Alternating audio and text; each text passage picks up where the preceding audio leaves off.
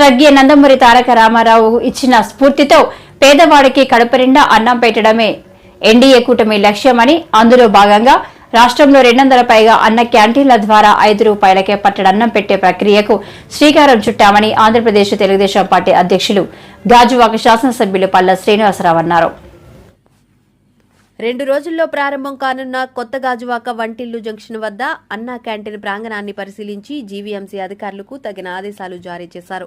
పరిశుభ్రమైన వాతావరణంలో రుచికరమైన భోజనాన్ని అందించాలని కోరారు. ఈ కార్యక్రమంలో గాజువాక జోనల్ కమిషనర్ సన్యాసి నాయుడు, ఎంఈ అప్పారావు, గాజువాక నియోజకవర్గ సమన్వయకర్త Prasadula Srinivas, GVMC deputy floor leader Gandham Srinivasarao, 67వ వార్డు కార్పొరేటర్ పల్లా శ్రీనివాసరావు, 87వ కార్పొరేటర్ బోండా జగన్, 65వ వార్డు కార్పొరేటర్ కేబుల్ మూర్తి, 71వ corporator Rajana Ramarao, ward TDP నాయకులు సింగూర్ అనంత్, వార్డు అధ్యక్షులు గొలగాని వెంకటరమణ, ప్రధాన కార్యదర్శి బలగం బాలునాయుడు, వార్డు నాయకులు నమ్మి సింహాద్రి, 74 ఇన్ఛార్జ్ కొండబాబు, జిల్లా పార్టీ కార్యదర్శి గోమాడ వాసు, రాష్ట్ర పార్టీ నాయకులు తదితరులు పాల్గొన్నారు. నమస్కారం.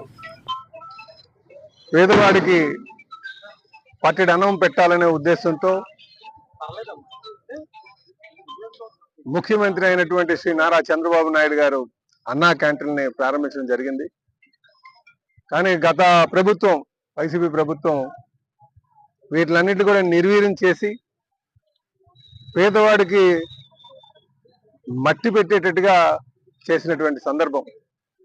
ఈరోజు మళ్ళీ తెలుగుదేశాన్ని బీజేపీ జనసేన కూటమిని ఈరోజు ఆంధ్రలో ప్రజలందరూ కూడా ఆదరించి పట్టం కట్టినటువంటి సందర్భంలో మళ్ళీ అన్నా క్యాంటీన్లు తెరవాలి, పేదవాడికి పట్టెడు అన్నం పెట్టాలి అనే సదుద్దేశంతో మళ్ళీ అన్నా క్యాంటీన్లన్నీ కూడా రుణం ప్రారంభం జరుగుతుంది.